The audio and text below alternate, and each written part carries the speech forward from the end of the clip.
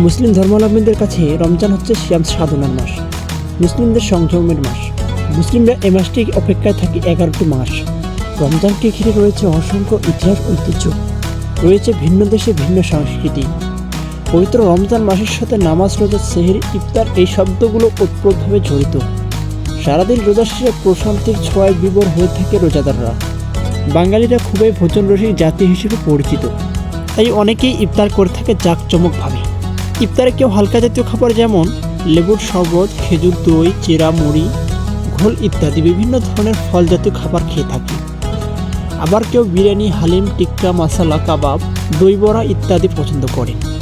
তবে আমাদের দেশের সাধারণ মানুষের কাছে রমজান মাসের ইফতারি মানেই ছোলা, মুড়ি, বুইন্দা, পেঁয়াজি, আলুচপ, বেগুন, ঘুগনি ইত্যাদি। সাথে স্বাদ বাড়ানোর জন্য দেওয়া হয় পেঁয়াজ, মরিচ কুচি, ধনেপাতা, পুদিনা পাতা। তবে সাধারণ মানুষ ইফতারিতে এত সমাদৃত ছোলা, পেঁয়াজও কিন্তু বাঙালির নিজস্ব খাবার নয়। তাহলে আসুন জেনে নেই বাঙালি ইফতারে এসব কীভাবে আসলো। বাঙালি সংস্কৃতিতে ইফতারির সময় কয়েকশো বছর আগেও এরকম ভাজা পোড়া খাবার উল্লেখ ছিল না। আমাদের ইফতারে যেসব খাবার খাওয়া হয় তার বড় একটি অংশ পার্সিয়ান বা মোগল খাবারের তালিকা থেকে। একসময় ভারতবর্ষে মোগলরা শাসন করেছে এবং ঢাকাতেও তাদের শাসন বিরাজমান ছিল।